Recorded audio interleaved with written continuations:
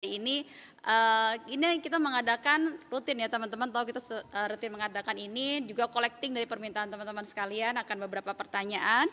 Sekaligus juga kami Pak Muldoko ingin menyampaikan mengenai hasil kunjungan kerja ke beberapa daerah, terutama. Assalamualaikum warahmatullahi wabarakatuh, teman-teman sekalian. Yang pertama, kami pemerintah mengucapkan apresiasi dan terima kasih kepada masyarakat Indonesia yang begitu memahami bagaimana situasi global yang tidak sedang baik-baik saja, dan situasi Indonesia yang juga tidak bisa dilepaskan dari pengaruh global itu. Sehingga apa yang saya lihat dalam perjalanan saya ke daerah-daerah, masyarakat sungguh-sungguh menyiapkan diri dengan baik di sektor pertanian. Mereka sangat serius bahwa situasi pangan dunia memang menjadi ancaman. Tapi masyarakat yang ada di desa, saya melihat meresponnya dengan baik dan tidak ada yang berpangku tangan. Ini sebuah upaya kuat dari mereka, di mana Presiden selalu menekankan masyarakat menanam apa saja, karena krisis pangan ini sebuah kenyataan.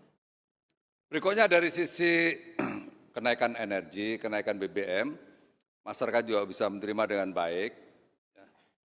Saya tidak melihat bahwa ada sebuah situasi yang kritis di tengah-tengah masyarakat. Ada di kota-kota gejolak atau demo, itu sesuatu yang hidup dalam sebuah negara demokrasi. Tapi saya juga ingin mengingatkan bahwa ternyata 80% dari subsidi itu dinikmati oleh orang-orang menengah dan kaya. Jadi, teman-teman mahasiswa, turun ke jalan itu sebagian juga memperjuangkan orang-orang kaya. Ini juga harus dipahami anak teman-teman mahasiswa itu. Kalian turun ke jalan, kalian berkeringat, berdarah-darah, yang kalian perjuangkan juga orang kaya. Karena subsidi itu ternyata banyak dinikmati oleh orang kaya. Ini, tolong ini dipahami dengan baik. Teman-teman sekalian, banyak berkembang isu. Saya persilahkan untuk bertanya, untuk meminta penjelasan yang lebih. Saya tidak membatasi. Kalau teman-teman ingin bertanya, saya persilahkan. Kayaknya udah lama juga kangen sama saya gitu. Ya, silakan. Silakan teman-teman. Ya.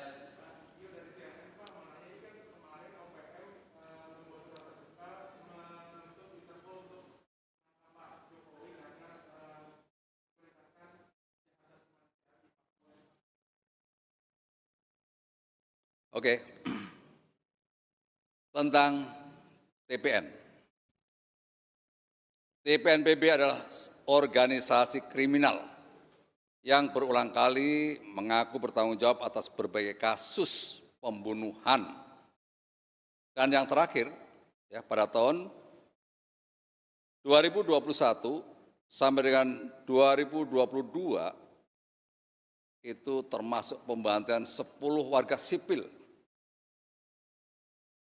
Mereka melakukan berbagai perusakan yang mengerikan. Justru ya, dia menindas para petani di kampung-kampung, menganiaya kaum perempuan, membunuh warga yang tidak bersalah.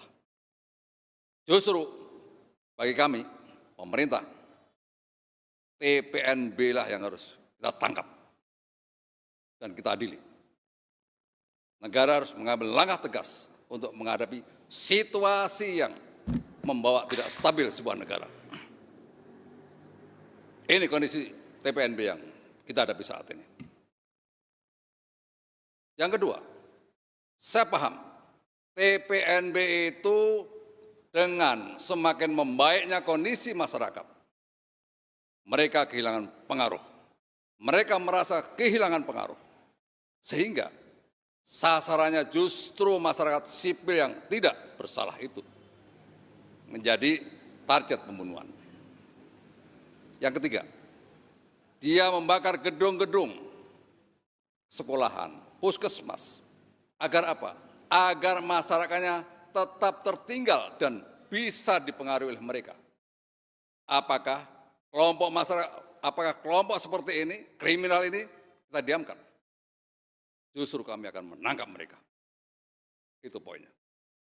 Yang kedua, bahwa dalam sidang Majelis Umum PBB, persoalan Papua sudah tidak lagi dibicarakan. Kenapa kita mesti selalu meributkan itu?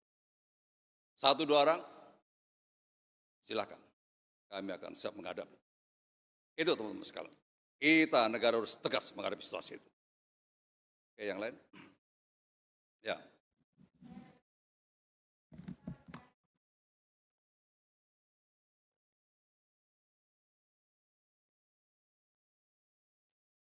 Ya.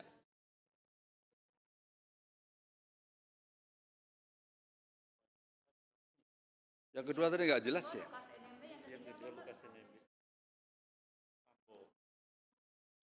Oh, Sambu, apa? Bayangan, Sedo, Sambu, sama NMB.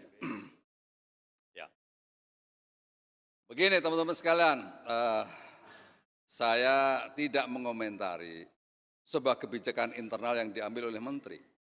Karena di KSP juga biasa melakukan langkah-langkah seperti itu. Sebagai contoh, pada saat kita harus membuat laporan tahunan, maka saya mesti meng-hire beberapa ahli untuk bekerja sama-sama di KSP ini dengan jangka waktu tertentu. Ada harganya, ada hire-nya. Itu saya tidak komentari, karena saya juga melakukan.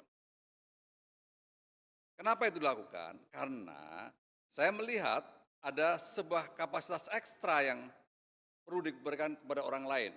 Karena anak-anak sudah terlibat dalam urusan rutin yang begitu banyak. Nah, terhadap proyek-proyek short term seperti ini, itulah kira-kira seperti task force begitu. Yang kedua, ada kata-kata ini ada anak-anak KSP yang ada di sana. Saya justru bangga selaku Kepala Staf Presiden.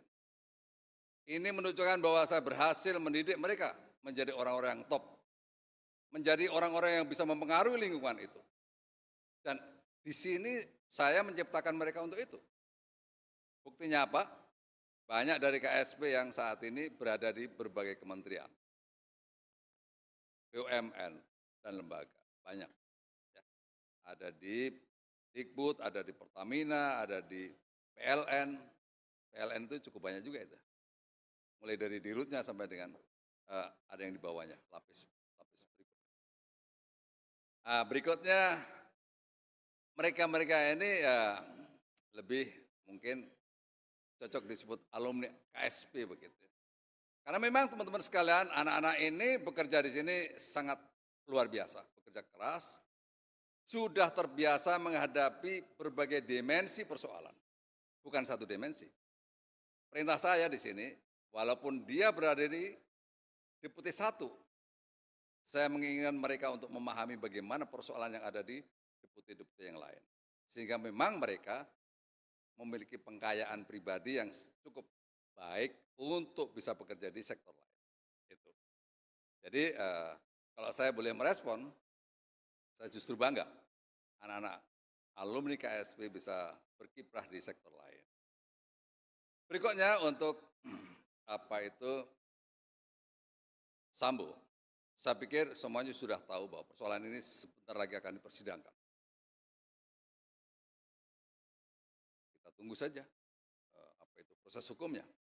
Intinya bahwa institusi kepolisian telah menjalankan perintah Presiden, semuanya diproses dengan cepat, transparan, dan terbuka. Itu sudah dijalankan.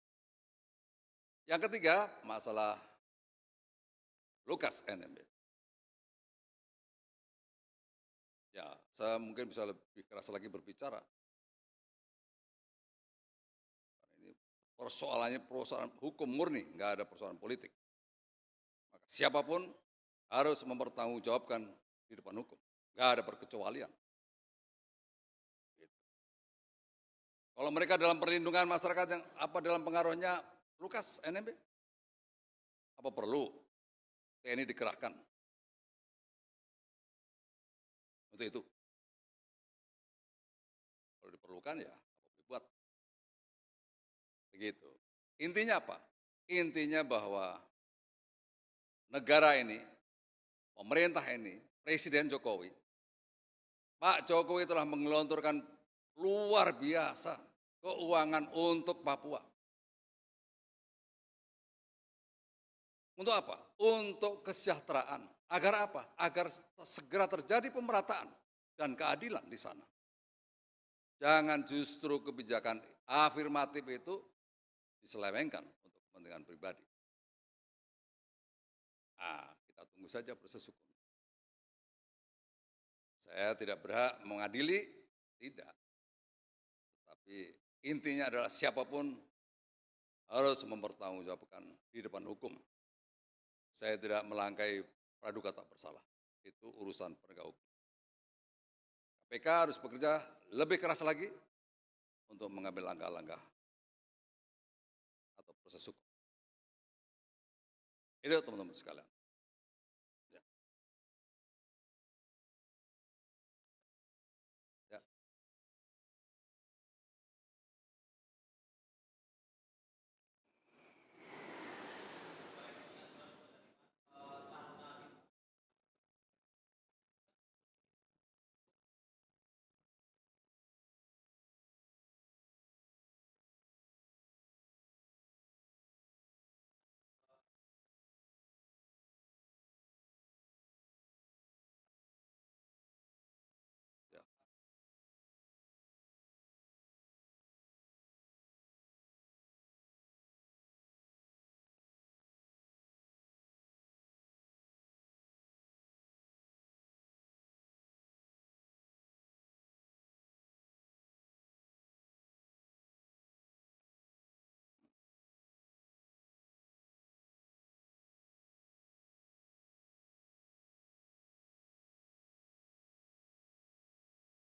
Ya.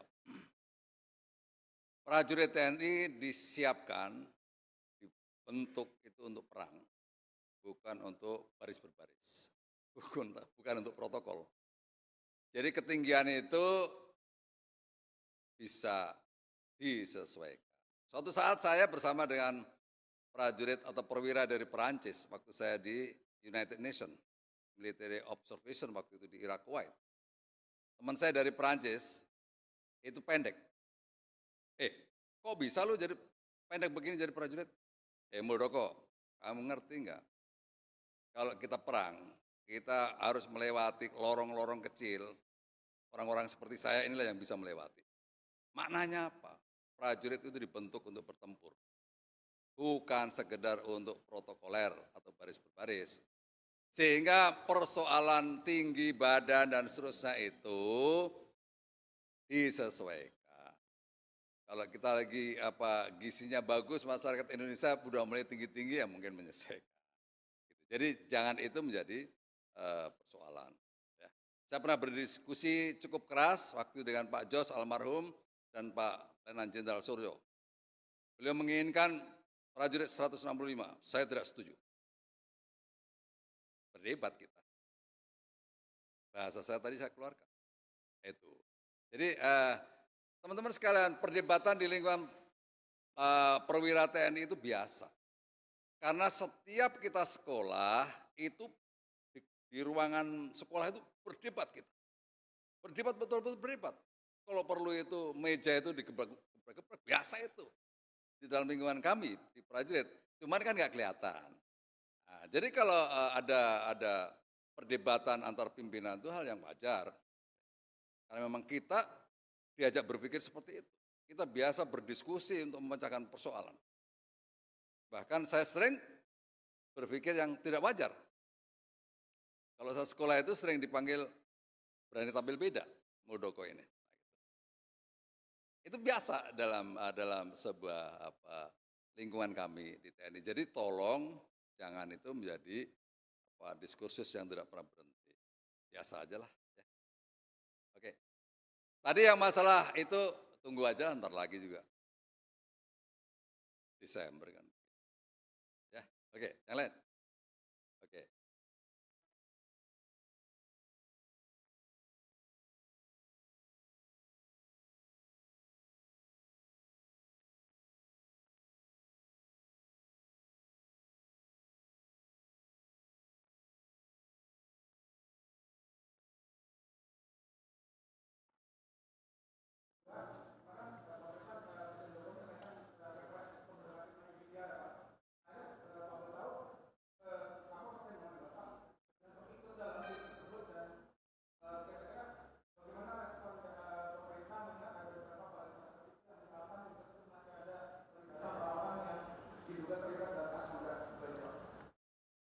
Maksudnya Perpres 17 ya? Ya. Iya kan? Perpres 17 yang penyelesaian HAM non judicial ya. Dan juga judicial. Teman-teman sekalian, berdasarkan pengalaman saya selalu mengikuti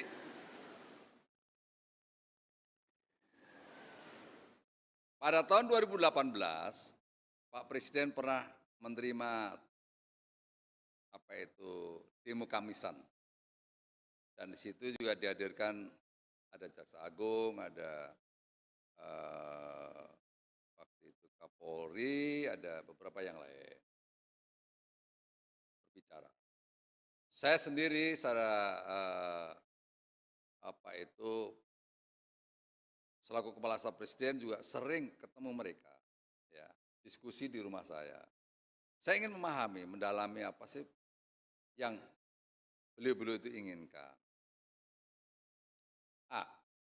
Pendekatan non-judicial itu adalah sebuah pendekatan yang bisa menjawab kebutuhan-kebutuhan dari korban dan keluarga.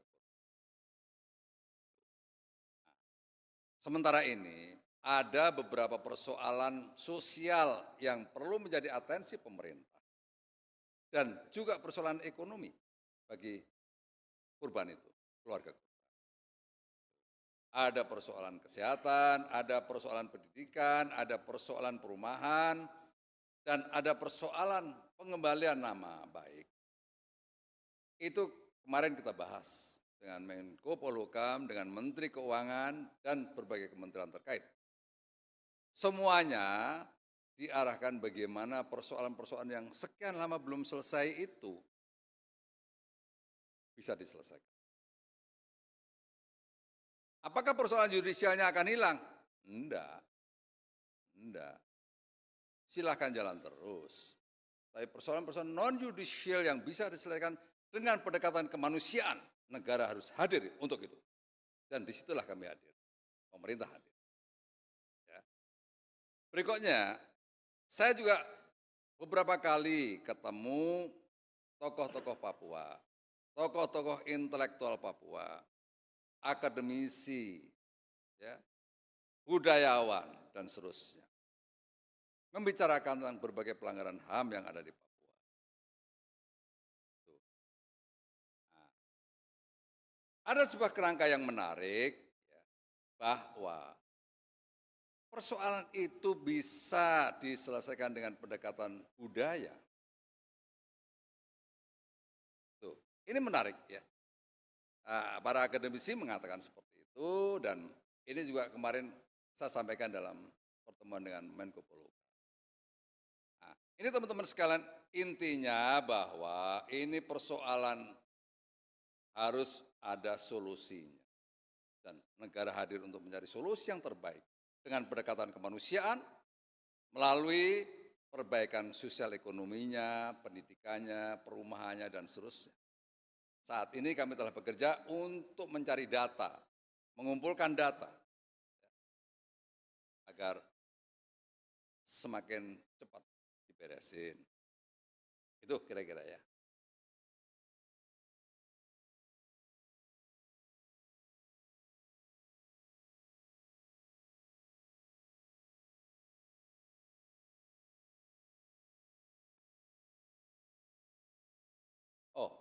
Ya, ketuanya ya.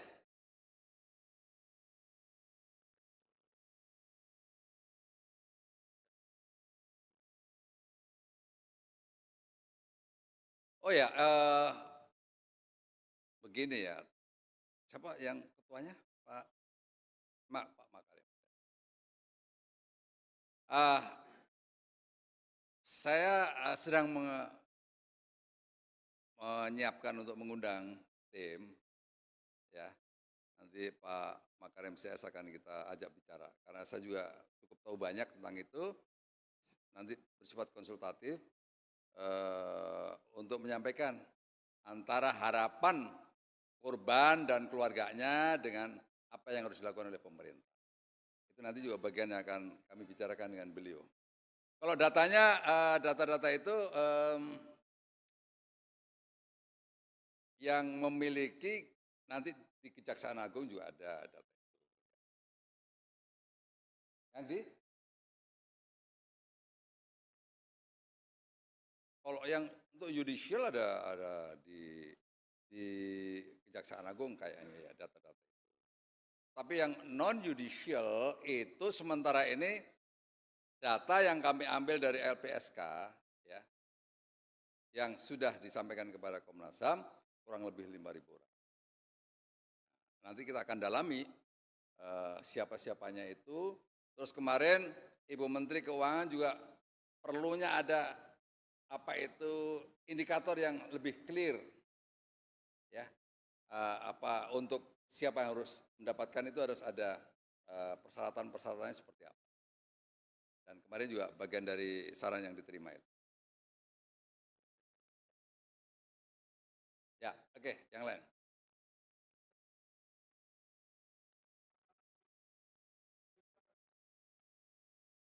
Tidak spesifik 65, ada 9 pelanggaran yang bisa dengan pendekatan non-judicial. Kemarin persoalan Tanjung Priok memang sudah diadili, tapi waktu saya menerima keluarga korban, mereka saya lihat kondisinya perlu ada atensi. Dalam rapat kemarin saya juga sampaikan, supaya dimasukkan dan bisa diterima. Yang lain. Cukup. Terakhir ya.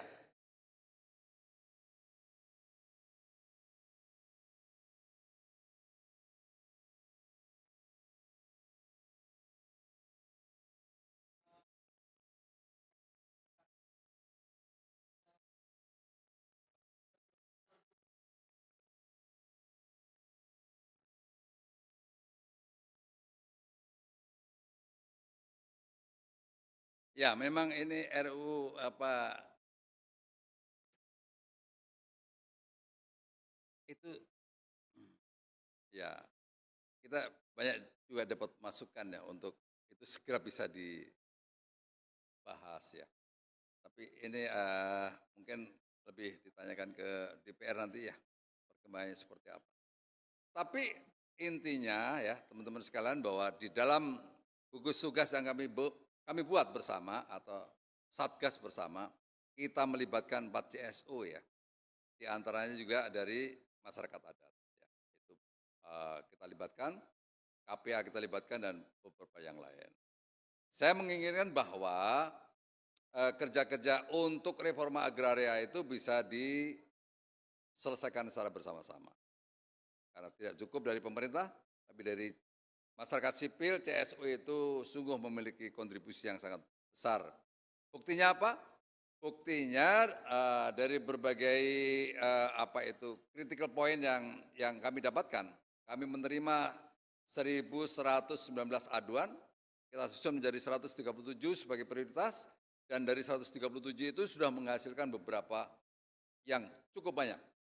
Ya, ada 124.120 sertifikat yang diserahkan oleh Presiden Jokowi.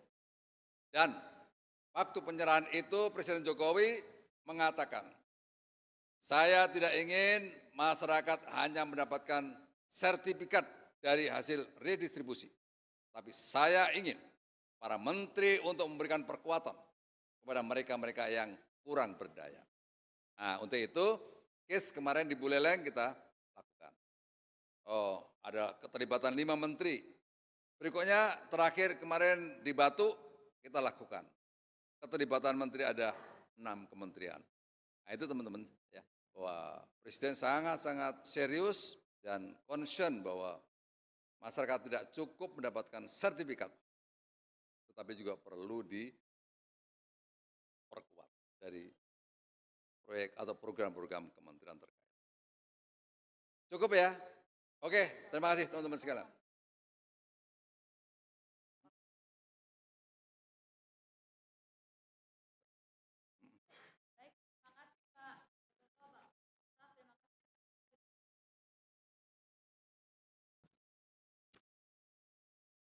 Ya, ada lagi?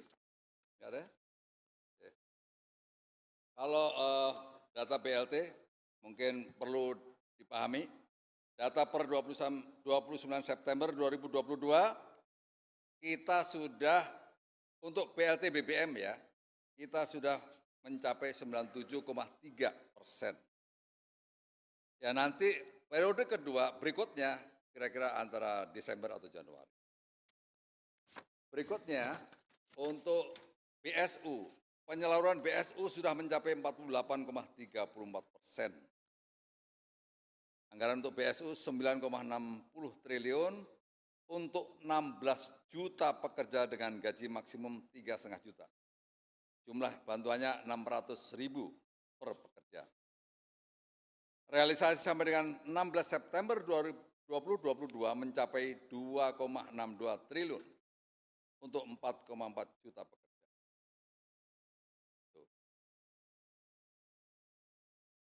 Berikutnya kalau ada yang tanya ada isu pemotongan. Nah, gini ceritanya. Karena itu ada di beberapa daerah ya, di Brebes, Tasikmalaya, dan Sumedang. Saya ingin sampaikan bahwa di lokus-lokus itu telah kita terjunkan aparat kepolisian untuk melakukan penyelidikan. Ternyata tidak ada pemotongan. Memang ada oknum RT RW ya, yang sepertinya tidak terencana. Ya. Mungkin pada saat masyarakatnya lagi kumpul menerima BLT, wah perlu nih bikin kegiatan ini, ada ibu kepala dusun, oh ini perlu ini urunan untuk bikin kaos. Bentuknya seperti itu penyelewengannya. Tapi kita tegaskan, tidak ada pemotongan sedikit pun atas BLT itu. Dan kami memastikan untuk itu. Itu teman-teman sekalian tentang isu. Ya, baik, terima kasih.